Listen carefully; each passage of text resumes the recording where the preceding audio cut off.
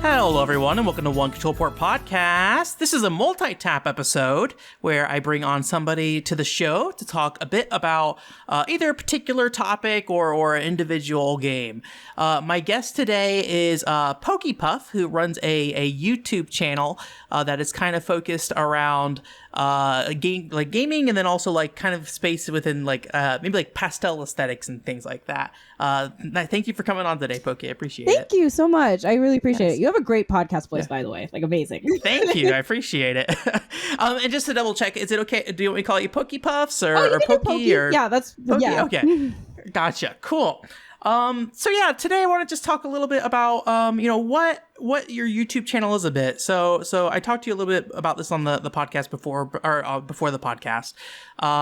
But essentially there's this kind of YouTube channel aesthetic that I would say is very pastel pink kind of look in terms of not only aesthetics of kind of the equipment used and things like that, but also kind of the games you discuss. So I want to kind of know a little bit more about your channel and also kind of the direction you come at it with. Yeah, so my channel, I would definitely say, is very cutesy, focused on like cute, pretty games, like princess games, like pastel games, Animal Crossing, like those kinds of like very fashion forward kind of girl kind of games, if that makes sense. Yeah. And like when I first started just being Pokepuffs, Animal Crossing was like my big thing, but then the updates were kind of slowing down, and I was like, okay, well, let me try to branch into some other games. Like Style Savvy for the 3DS was like one of my favorite games like back in the day. Yeah. So I was like, let me try to find games that are like that, like these fashion games. So I found like Waku Waku Sweets and like Selfie Collection and like games like that. Those like really like fun games that celebrate being a girl, and like that's what my channel was really about, like those kinds of games. I do branch out into like some other kinds of games as well, like action games, but these are the main games that I care about. And I'm kind of curious, one term that I came across like maybe 2 or 3 years ago, I think, are you familiar with Tamahiro? She does like I think she's like a Pokemon channel initially. Oh no, I don't know. But she made the term like games for girls. Yeah, they're called at times. I use that tag a lot. In my channel, actually. I'm curious how you feel about that, because to me it sounds somewhat demeaning to some degree, because it's like, oh, these are games for girls, but I totally understand like why they're labeled as that, because they are games that are very much focused on like a feminine aesthetic. Yeah, right? I was about to say, I know it can sound pretty demeaning, but it's definitely like focusing on like celebrating being a girl. Like, oh, we're cute, we're fun, we're like fashion, it's just like focusing on what girls like, and not just like it's sometimes, I guess, when people do those kinds of games, sometimes they can get it kind of wrong, but like for the most part, the ones that I found, I felt like they were like romance, fashion, like, those kinds of elements that like, girls like. So I kind of like it, honestly. And it's just like, it's easier to recommend younger girls, because you don't want them to get into like super mature games, have that kind of like, who have that kind of, I wouldn't say mature side, but like kind of that childlike wonder, like just games that appeal to that childlike wonder of being a girl, like, because it's pretty cool. Do you think when you're like choosing what to cover on your channel and things like that, do you think that is kind of a part of it, of like making sure it's something that's more like family friendly as a whole, or there is kind of like the otome space, which definitely gets in more like the adult kind of space with like with romance stuff, like complicated relationships and things like that, and stuff like that. Right. Well, I think I am definitely considered a family type channel, because like, it's funny, I've played with some of my puffers like in Discord, and their parents come over and like, oh, who are you playing with? Oh, Pokipuffs. And they're like, oh yeah, she's great. So I'm like, I technically am a family channel, and like a family, I have that family appeal. I wanted it to stay like that, because I wanted kids to be able to watch my content and be able to look up to that, and that it's just my aesthetic. Like, I mean, e-girls kind of like, they vary all over the place in interests, but like my interests are definitely more of the younger kind of more childlike wonder side. So like I appreciated that as a person, and like younger girls look up to me. Like when I would cosplay at work, like they would come up to me like, oh my God, that's amazing. Like, and I wanted to stay like family friendly, so that way I could keep interacting and being that person for them. So like, I guess it started off unintentional, but now it's intentional. Do So I mentioned earlier about it being like kind of like a pastel pink kind of aesthetic to the channel. Is that something that kind of extends out of that, or is that an aesthetic you were into beforehand before you started like making this channel in this kind of direction? Like I had some pink things, but definitely got out of hand. If you've seen my room before the channel or after? Oh yeah, well it's definitely after. Like when I was like when I first started it, I was like, you know what? I have like a couple of pink things, and then like when I was building my channel and building my room, I was like, well, that's for the channel. Well, that's for the channel. Yeah. And then I just started using it as an excuse to fuel this pink addiction. So it's definitely it definitely was like an overtime thing, but I did like pink. But purple was originally my favorite color. But then I started, really? I have a purple car, funnily enough. And then I started like looking at pink and I was like, wow. And I would say pink was a way for me to express my feminine side, because like I always thought like, when a girl like pink, I'm like, oh my god, that's so basic, like blah blah blah. But then I'm like, wait, I like pink. Yeah. I like being a girl. I like girly things. Like, there's nothing wrong with that. And like, it's so weird because I see on TikTok, like guys will be like, oh my god, you're a sub of pink. You're not a real gamer. I'm like, what's a real gamer? If you have a controller in your hand and you game, you're a gamer.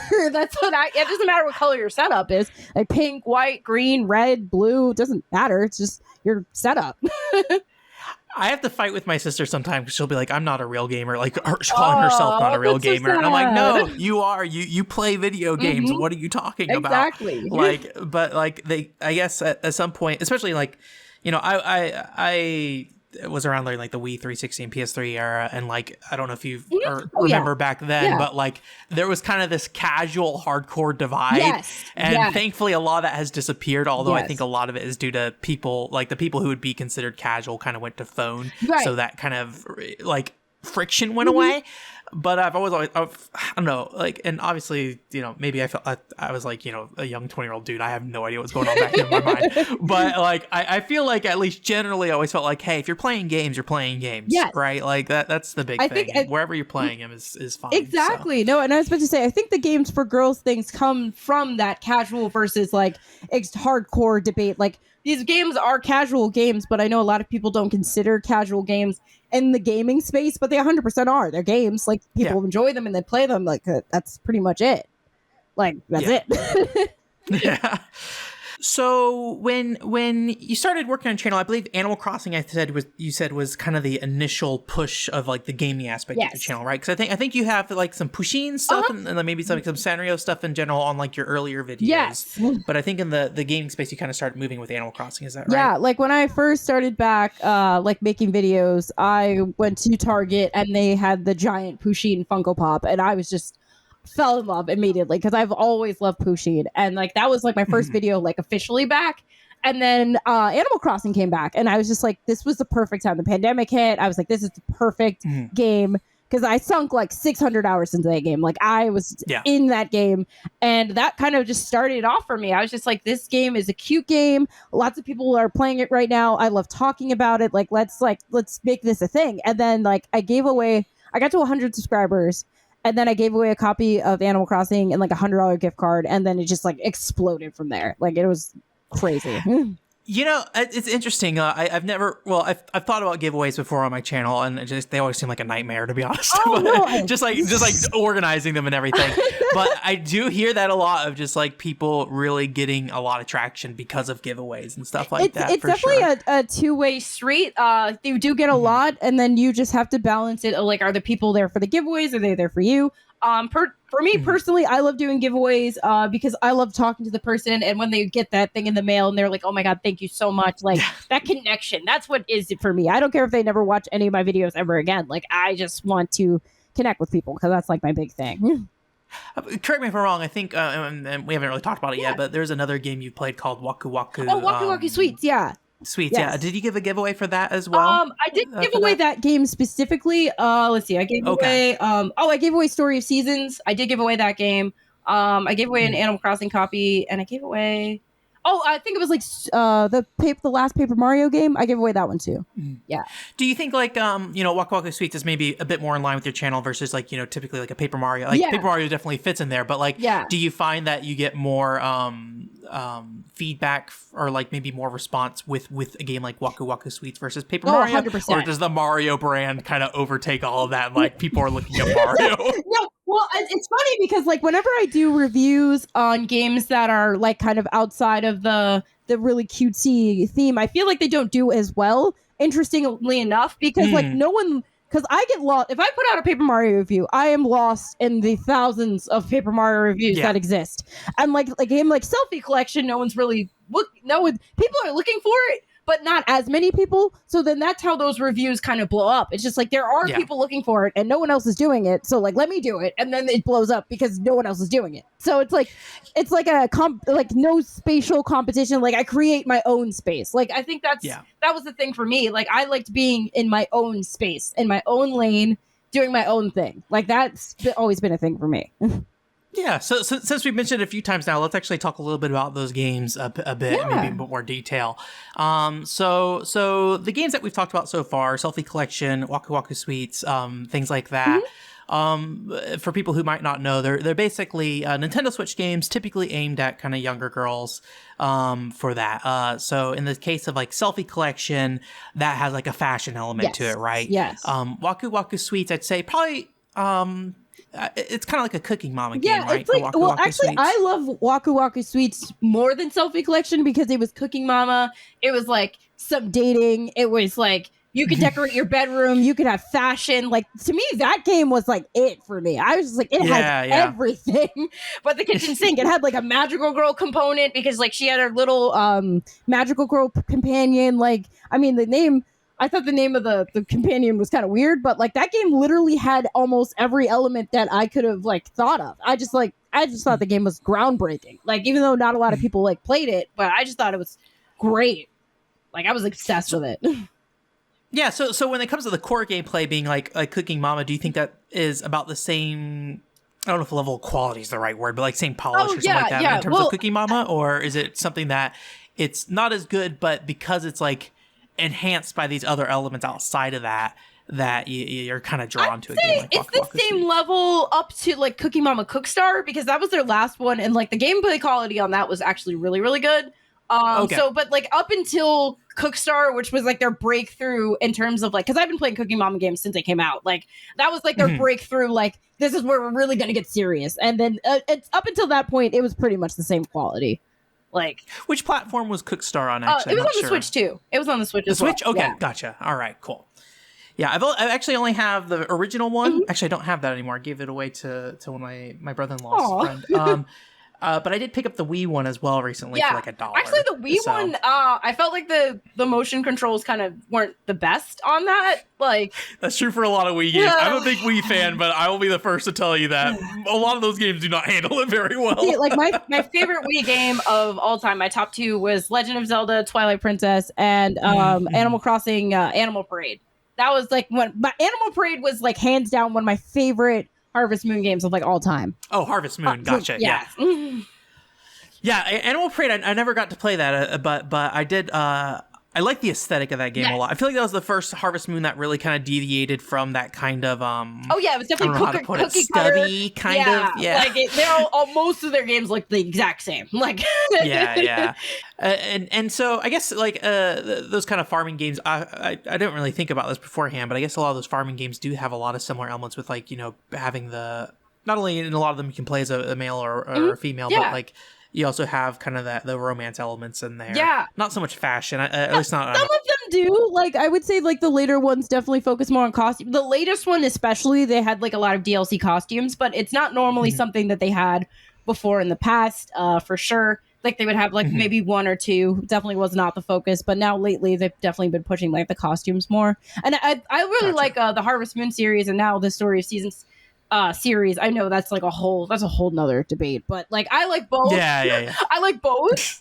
I do enjoy a good farming game. I'm actually doing a review for Kitari Fables, which is like a farming game and also an action game, and that one is coming out soon to my channel, and that one is a really good one as well. And it's a really cheap game. It's only like I think it's like $15, but it's like solid. It's super solid. I haven't played a solid game for that little in a really long time.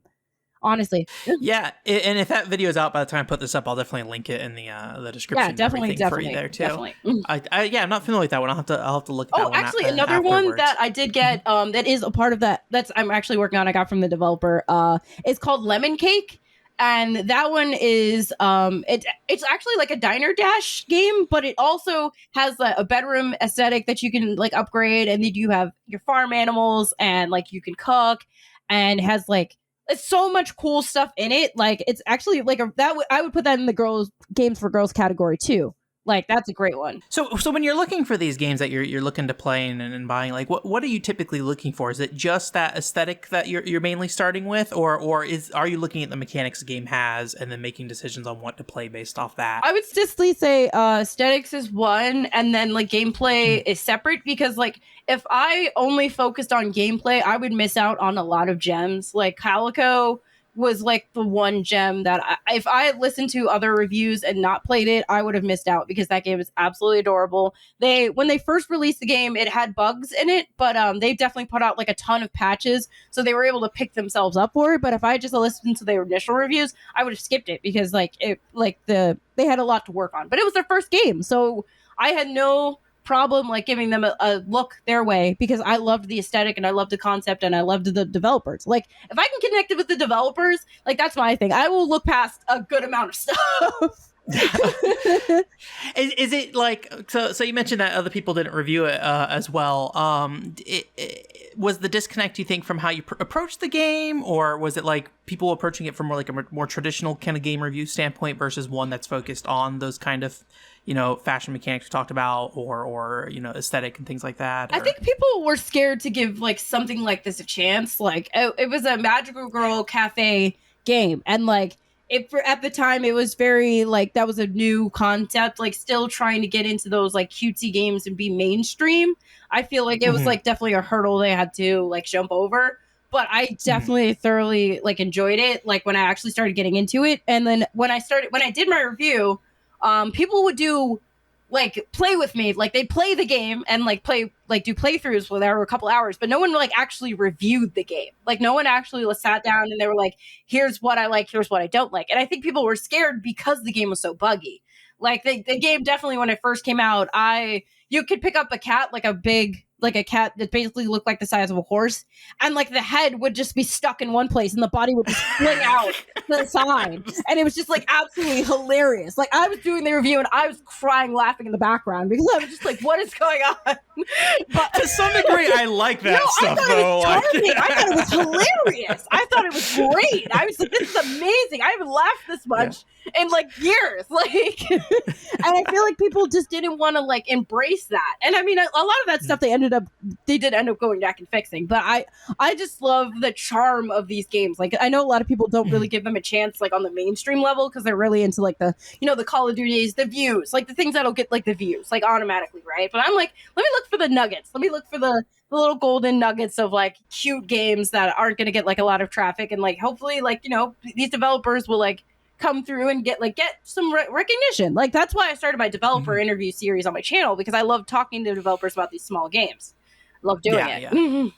There's a article I read a while ago that actually I think it's from 2015, or I read it recently though, that actually kind of compared. Are you familiar with the game Princess Debut? I'm not. What's that about? It's a Nintendo DS kind of rhythm game where you play as a princess, and you essentially go around and there's like a dating mechanic and everything like that. So it kind of falls within that.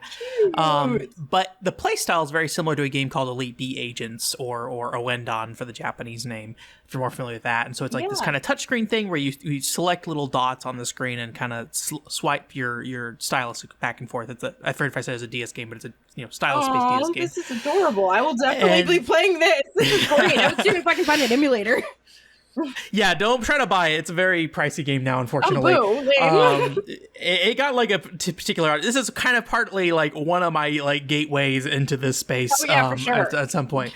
But there's a article I read that just kind of compared about like why Elite Beat Agents was so well regarded versus like a game like Princess Debut, even though mechanically they're very similar games. And a lot of it is just like the reviewer disconnect between like what is valued in that game versus like if you have somebody who's just like I'm the guy who's reviewing Call of Duty every year, come in and then try to review Princess Debut or something like that. They're not going to take it seriously. Like they're not going to take it seriously, but also there's just a disconnect in terms of priorities, in terms of like they don't understand what this game's trying to shoot for and what it's going for. Right. It's not their audience. Kind of, let's like yeah. So I think there's definitely like some level of that with some of these games where like somebody will try to play them and then they're just not primed for it. And I, I'm a dude. I've definitely, when I was first like covering these games, I was very similar in a lot of ways. I actually liked the games a lot, but I had a really hard time like putting into words. And like a lot of times, the easiest thing to do with that is like, oh, I'm a guy who likes a girl game kind of thing, right? Right. And it's like a very not valuable conversation to have. Oh, well, I feel like it's valued. It's just different. That type of writing about it, though, making fun of yourself for liking it, that is not valuable. That is not. There's a whole other conversation about like the guy, me as a guy coming onto this path of like I like these games and like not only understanding that of why I like it, but also accepting that I like it is a whole other thing. It's like self-deprecating in a way almost. Yes. But yeah, I think that is a part of those kind of things. So I was kind of curious if that was the case with Calico, of like, there's just being a disconnect from reviewers versus people who actually would appreciate that. Yeah, I think there was definitely a disconnect on a reviewer level. I think I gave that game a 6 or a 7. I can't remember, but because like gameplay wise, there were a lot of things that needed to change. So like, as I don't want to, at the end of the day, I'm very honest with my audience. If the gameplay itself is like not even the fact that a game that's simple versus a game that's complex and has a lot of buttons, but if like the buttons don't work, like, and if the game does, if there's screen tearing, like I'm not gonna like, oh yeah, it's a 10 out of 10 because I love the aesthetic, but I'm honest, like, there's like a level of like, if I'm just giving them a pass because like you guys get a pass, or is this like, is there legitimate issues that need to be addressed? And like that's my thing. That's my thing. So you've covered a few of these kind of games, and I think like sometimes the translations can be wonky, especially on like the Japanese ones and things like that.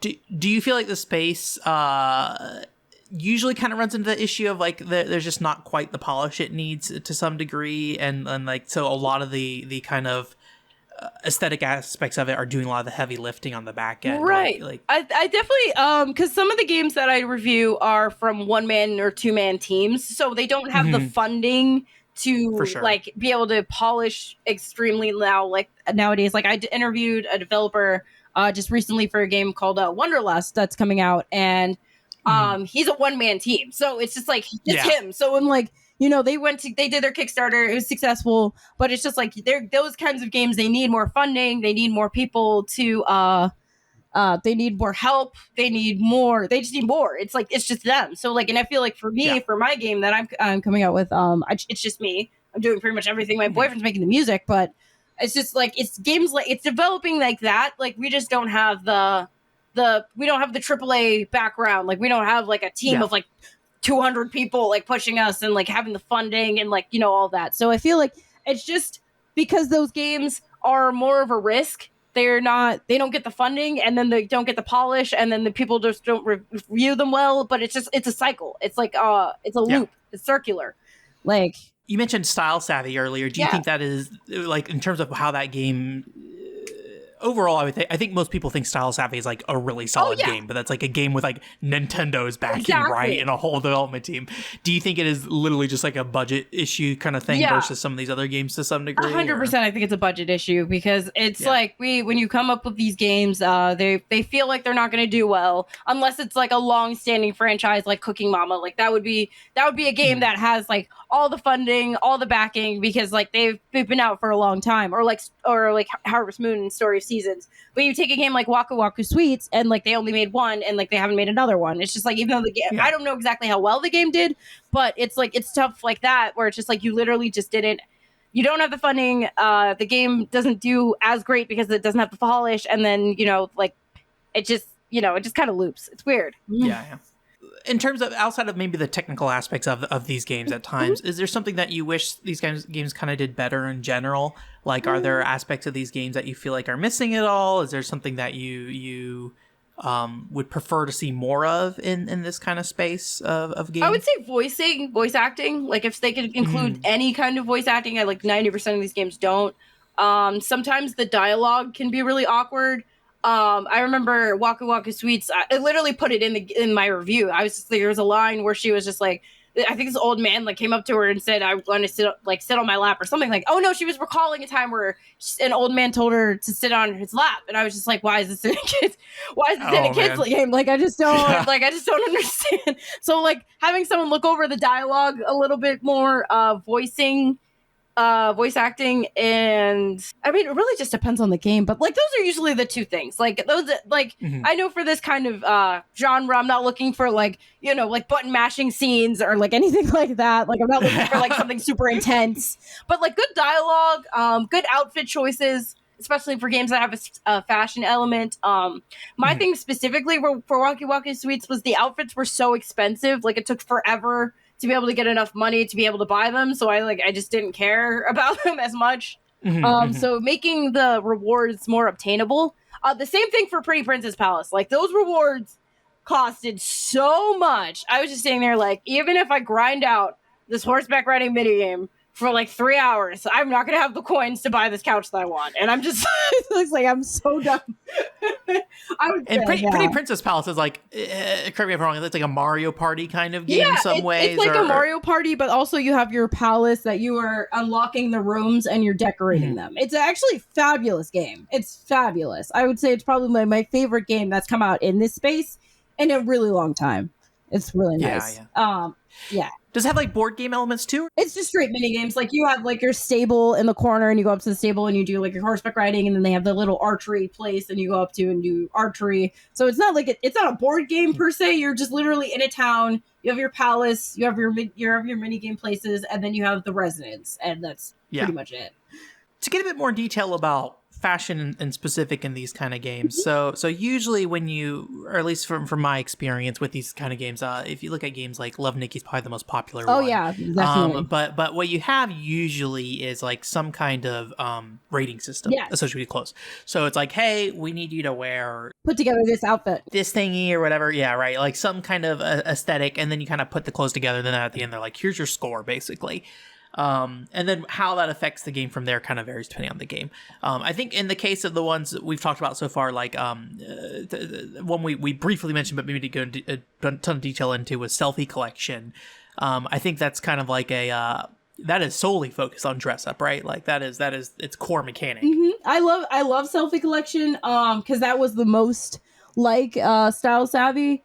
I think that game really captured what I liked about fashion games, because you had the eyes, you had the hair, you had the outfits, you had the accessories, you had like, there was no like 3D or moving element to it, but it was satisfying. Like you had the different stores that you could go to and you could unlock more stores, and like it was just such a good fashion game because it had so many different aesthetics, and you had your clients that you could dress, and like it just really honed in like the fashion element that I love so much about these kinds of games. Like the options were just endless. I loved it. It was really good. And that has like a story progression to it, right? Like I don't think it's just like individual events. I think there's like an actual plot that you go through with it. The story I thought was actually hilarious. You're trying to be the best like sewing person or the best like fashion designer in the land, almost like Pokemon. And, like, you have to like please the queen and king, and it was cute. I felt like it just didn't really make any sense, and it was just like you're trying to like fight, not fight, but you're trying to beat the other fashion people, but you didn't really see them that often. The story was a little confusing, but I just liked the gameplay of it. I didn't necessarily knock it for the story because the story was a little weird, but yeah, it was pretty good. It was pretty good. I think making fashion as like as the core element like does kind of limit what you can do story wise at times. So I think they try to get more creative from time to time. Like, no, fashion is life or death in this video game or something. Fashion is it, and that is all. And I'm like, oh, okay, that's a bit intense, but all right. I would say probably most games though do take more of a I guess you would say like kind of idle kind of approach to it. Like on the track to become some kind of idol thing or something, like or figure skater or something like that. I think like my favorite story was Style Savvy because it was just about a girl who moved to a city and she just wanted to do fashion. Like it's almost like Emily in Paris, like that Netflix show that came out. It was like or oh gosh, I can't remember the older movie, but it was just like just girl out there just trying to do her thing. And I felt like that was just, it was most natural. Like everything else. Yeah. It's like, I feel like fashion, even though it can be extreme and wonderful and all over the place, like to have a story that's like weird and kind of quirky and crazy, I feel like that kind of detracts from like the point of it, if that makes sense. Mm-hmm. Like, but that's just me personally. Well, one thing that I do like about Style Savvy, and maybe you feel the same, is I do feel like sometimes with these games that have like a rating system that is definitely a part of the game, but it doesn't feel like it's a mechanic that feels like it can carry a game at times for me. Right. Where it's like, I do like doing this, but I do want more than this. Yes. That's how I feel about it. Exactly. And that's kind of what I like about Style Savvy, is that it's not so much, well, fashion is a part of it and wearing different things, but it's running a business. Right. It's like that entrepreneurial style part of it that I really enjoyed. It was the most real. It was just real. It was just straight up like, I'm a girl trying to make it in this town. Here's my fashion. I'm cute. These are my clients. They like me. And that's just kind of it. There was no like, there's not a lot going on. And I feel like that to me is like the best kind of fashion, the straight up fashion game, because like it almost reminds me of like the Mary-Kate and Ashley, like super old school, like the Bratz games. Like I loved the Bratz games. Like, oh my God, it was just girls hanging out, going to the mall, having fashion. Like it was just real. Like, and when I think of girls for games, I think of like the Mary-Kate and Ashley and like the Bratz, like those kinds of old school games. Like those games like really captured like what it meant to be like a girl, just doing her thing, just hanging out, just chilling. I'm curious, so like my immediate reaction to those kind of things would be, those are licensed games. Yeah. So I'm like, okay, I'm probably not going to ever touch these kind of things. That doesn't mean I won't. Yeah. I am somebody who will buy pretty much anything at this point and be like, yes, I don't know. I don't care what it's related to. I've never watched the anime, but I'm playing this anime game now. I haven't really had those games on my radar. Do they, do you still think they hold up, I guess, would be my question in some degree? Or do you think it is something that is like, because there wasn't anything else kind of like it at the time, that somebody was like Nintendo was making games for, right. That it was kind of like, this is good enough for what I'm trying to look for kind of thing? I think the only way they don't still hold up is in terms of graphics. Graphically, these games look like an absolute nightmare. It's in today's standards. Like the Mary-Kate and Ashley, I think I saw someone like streaming it on Twitch, and I was like, you can't even see what's going on. Like the blocking elements of this is just absolutely abhorrent. Yeah. And I just look at them and I'm like, but I would still want to try, at least, especially for the Bratz games. Like those games are pretty decent. They're not the best, but they're decent. So I could get away with those. And like, and it really depends on like the person's like computer, because like a lot of people run emulators for them and stream them, because like this is a category of games that we actually like. It's just like the lag is pretty bad. Like gameplay wise, they're not the best. What platforms are they on? And I think the Bratz games were on GameCube, and the Mary-Kate and Ashley games were on the original PlayStation and like the PlayStation 1. So like they were not the best. You know, they're not the most intensive kinds of games, but I just really felt like the vibe of them. Like I feel like I could plug in a channel, I would plug in my video of me playing a Bratz game in my channel, and people would watch it, because like that's really captures the aesthetic, you know. Yeah, I never thought about it. I will definitely follow up on that and look into those games a bit more. Yeah. I feel bad now, because I feel like I've always kind of just written them off just because they're licensed more than anything. No, I feel that. Yeah, I'm definitely somebody who likes to try to give as many games a shot as possible, but sometimes, you know, you don't like. I didn't even think about the fact that those games I was not thinking about, right? So. Oh yeah, no, I should make a video about that. Just like old school cute games, like girl games that people should look into, because like I have so many recommendations. Like I have tons. For sure, yeah, I definitely would be interested in that. I am a big GameCube fan as well. I'm not as big of a GameCube fan as I used to be. Yeah. I was big into the GameCube when it came out, really, and then I fell in love with the Wii afterwards. So I kind of like. I still like the GameCube a lot, but I just kind of shoved it to the side. Honestly, it was my favorite console for like the longest. Like I loved the Nintendo 64, but GameCube was in my heart for years. And then like the Switch came out, and I was just like, because I liked the Wii. Don't get me wrong, I liked the Wii. It was just very gimmicky, and there weren't a lot of games that I really vibed with. It was mainly just me playing bowling with my brother. like just for hours, and we would get mad at each other. I totally understand. I'm somebody who is very much like, hey, I very much like this game. Also, it's a nightmare in some ways, like because it's very poorly built. But yes, oh my god, me with Mario Party games, honestly. Oh, and WarioWare, that's the one. Okay, I will say that is the one game that technically does not fit my aesthetic very much, but I love WarioWare. Like those games are so fun to me. They're just so random, so silly, but I really throw down in those games. The Wii is like there's a couple games on there that you probably would like, but I feel like those kind of games for girls things on Wii just kind of generally stuck to Japan for the most part. For so sure. Like they didn't end up coming out. For sure. I recently played through Happy Collection. I love Happy Collection. Oh, that's cute. What's that? It is a dancing game, so it is very much like the style of Just Dance, which I'll say I've never had a lot of luck with dancing games on the Wii in terms of like tracking like inputs, and that's a source of frustration with those. People upload perfected songs on YouTube, so I believe it can be done, and I think I'm just missing some kind of like aspect of the motion, but something's not connecting with me there. But it's a game where it's like an idol game, so you're like going and I see it now. and going to these stage performances, and then you can dress up with different outfits, and so each stage performance will ask you for different types of outfits, and so you have to like put on outfits, and it varies similar to this is kind of this genre I call fashion fashion rhythm games, which are basically games that have rhythm elements with fashion kind of tacked onto it. Yes, I love those. So like Love and Berry, Aikatsu are the big ones that I'm aware of. Prepara. Love and Berry. Love and Berry is an old one. That's like 2005-ish or something like that. I love the aesthetic because like when I get into making games, I'm like, these are the kinds of games I would want to make. Love and Berry. Yeah. Love and Berry is like, I mean, I wish I was a bigger Love and Berry fan. I haven't touched them. They're arcade games, so they're really hard to get into, and they require physical cards for you to use. Okay. But yeah, Happy Dance Collection kind of falls within that space of just like you dress up a character, like half your score is your outfit, the other half is your performance kind of thing. So I do like that. So cute. Oh my gosh, dude, you're making my life right now. Like you have no idea. You're making my life right now.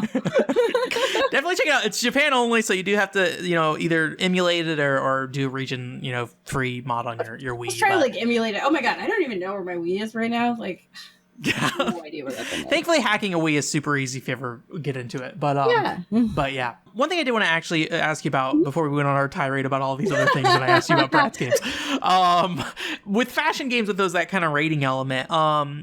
So one thing I found, and I will say I'm not somebody who knows fashion. I am, despite me loving these games, I'm just like, I wear polos and khakis, and that is my life. Yes. So one element I've kind of found, I don't know if frustrating is the right word, but I have a hard time understanding where the problem is like, when I play a game like Style Savvy, sometimes I'll put an outfit together and it doesn't seem like the best outfit, but that is the outfit that gives me the highest ranking in that game. Oh, yeah. So it's like, this looks, to me, in my eyes, this looks ugly. Right. But I'm kind of curious, as somebody who probably has a better understanding of fashion with kind of the aesthetic of your channel and everything. Yeah.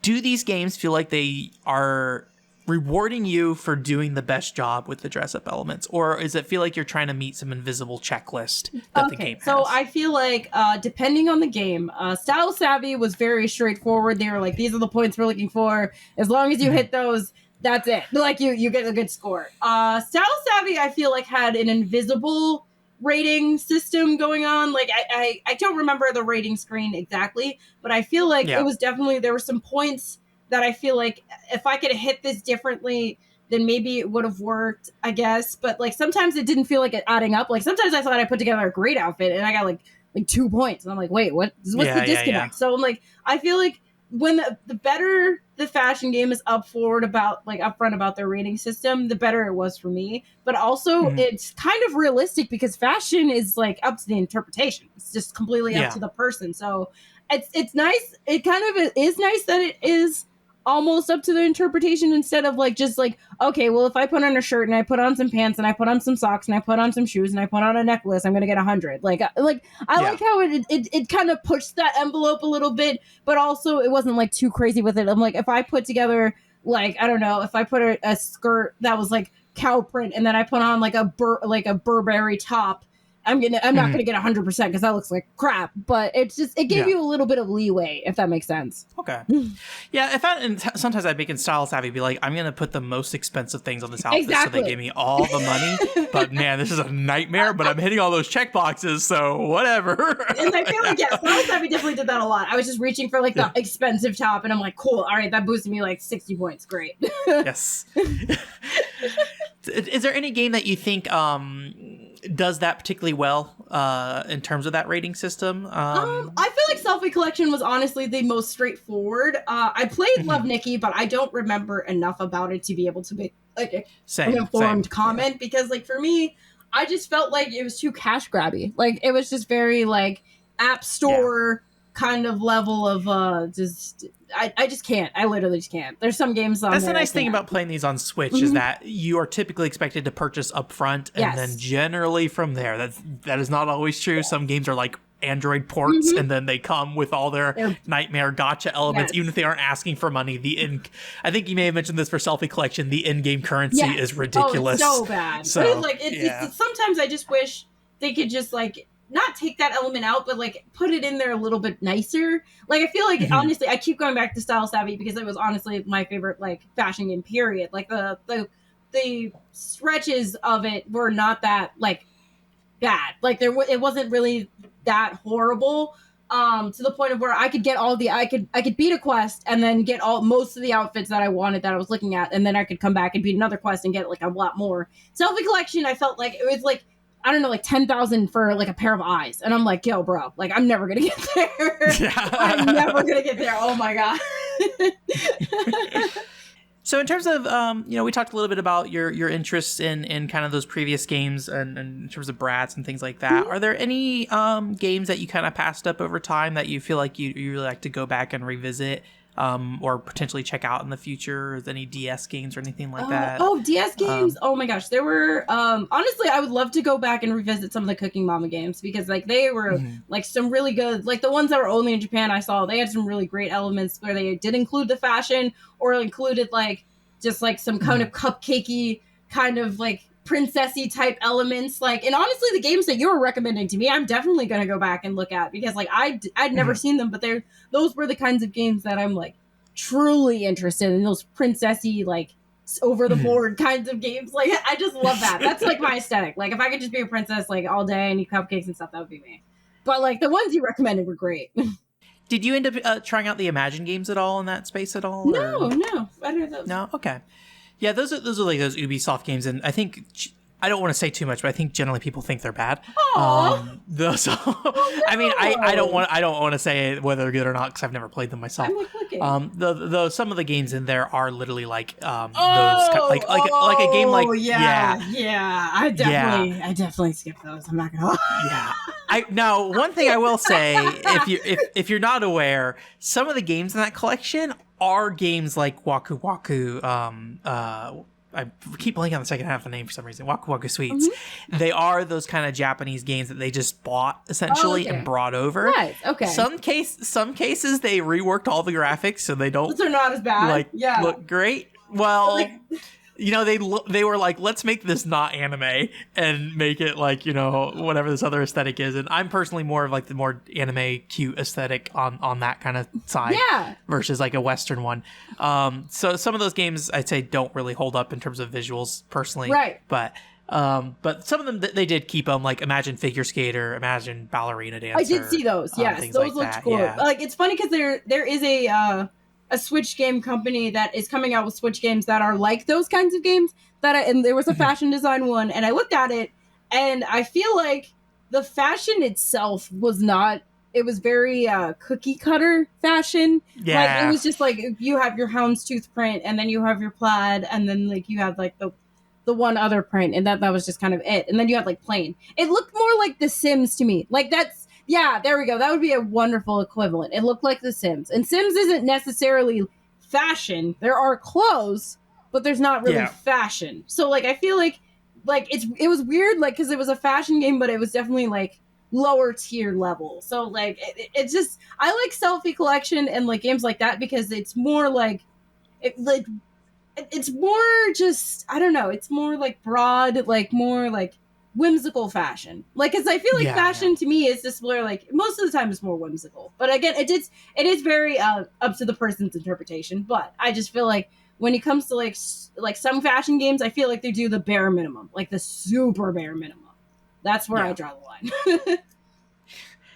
Well, I think that's actually a really great point to stop on, I think, in terms of the podcast itself, unless you have anything else you want to add about this kind of style of game. I love this space. I don't spend enough time with it, unfortunately. Right. As I mentioned on before the podcast, like people who listen to my podcast know, I am a nightmare person who I'm constantly being dragged off to 30 billion different interests all the time in terms of video games. Same. At least I do all video games. Yes. That is my one thing. But like I am like... We'll play literally anything and be like, no, you need to play whatever random game I'm playing right now. Well, you don't need to play it. You need to know about it. You don't have to play it. Because that's me. Like, I have my cutesy games on my channel, but like I play anything. Like I play Metal Gear. Like that's one of my favorite franchises of all time. Yeah. Like Life is Strange. That one I'm debating bringing onto my channel anyway, just because I'm so passionate about the Life is Strange series. Because the stories are incredible. They're not exactly cutesy, but they're just so interesting, and they do have really good female leads, which is another very important thing for me, like for games. So I will like sometimes I'll negate the cutesy just for the female strong leads. I love those. So like it's definitely I try to do a balance. Try not to go too left. I'm not trying to put like Doom on my channel or anything like that. It's like completely left. I do think, and maybe this is not the best term for it, but something I call, I guess, internally to some degree, like documents on my folders, are like sometimes I make a video that I call like for the public good kind of thing, where it's like I know this is not going to get any views whatsoever, done that, or my channel is not going to care, but I'm gonna do it. Yes. And I feel like when you start bringing in things like, hey, I want to focus on games that have really strong, good, female leads and highlight those, I think that kind of falls in that space to some degree. Oh, yeah, for sure. I definitely am appreciative of people who go out of their way to highlight things that they're passionate about, especially when it's, definitely counter to what their channel's about. I think the difference is, obviously, reading that, making sure it's like adjacent to what your channel's interests are. I was just saying, try not to go too far off, because I feel like the one game that I would say was not exactly completely my aesthetic was Spiritfarer. I loved that game because the characters were beautiful, the gameplay was incredible. It was just basically about this girl going on like a spiritual journey to release these spirits back to their resting place. And I just felt like, and it had a strong female lead, and I just felt like it was just so interesting, and it was just so pretty, and it wasn't a cutesy element at all. Like, I would say it was more like Studio Ghibli in a way, definitely very Studio Ghibli. Yeah. But I was just like, I just have to talk about this game, and like people like were on my channel like, wow, I would have never considered this game, but I'm so happy you said something about it because it's amazing. And I'm like, there's a couple times where I'll just go out of my way to talk about something like I'm really like, okay, I gotta talk about this. I have to talk about this. All right, well, thank you so much for coming today, Poki. I appreciate it. Thank you for having me. A quick little intermission here. It's been a little bit since we recorded this podcast, so I went ahead and reached out to Poki to have her go ahead and update her plugs to be a little more accurate to what's currently going on her channel. So here you go. Hey guys, it's your girl Princess Poki here. Thank you so much to One Controller Port for having me on this podcast. I'm going through a little bit of a channel update. I will be doing the same cute games for girls and also Animal Crossing as well, but I'm also developing my own visual novel called Tales of Isla, which will be a romance visual novel that I'll be launching a Kickstarter with very soon. I really hope you enjoyed this podcast. It's kind of a look back on my channel throughout the years and just where I've been and where I'm going, and I really enjoyed it. I hope you all enjoy it. Thank you so much for tuning in. Awesome. Well, thank you so much for giving a rundown of everything there. As you guys know, my channel is kind of all over the place, but I do have a few videos that kind of fall within this space. As I mentioned earlier, the Happy Dance collection, I have like a casual review up, so nothing super edited, but me just talking about that game and my playthrough of it and really enjoying it. So it's like a Just Dance style game with fashion elements. And then kind of also within that space too, I did a more scripted review a while back ago on a game called The Tokadol, which is a Japanese arcade game with fashion cards and has like RPG elements where you basically wear clothes for different powers and skills. So I'll go ahead and link that video as well in the show notes and wherever, and then also at the end of the YouTube, there'll be the little tabs or whatever they have, the little windows that you can select there. So again, thank you so much again, Pokepuff, for coming, and I hope everybody here who's listening has a great week. Bye. Thanks, guys. Thanks. Bye. Bye-bye.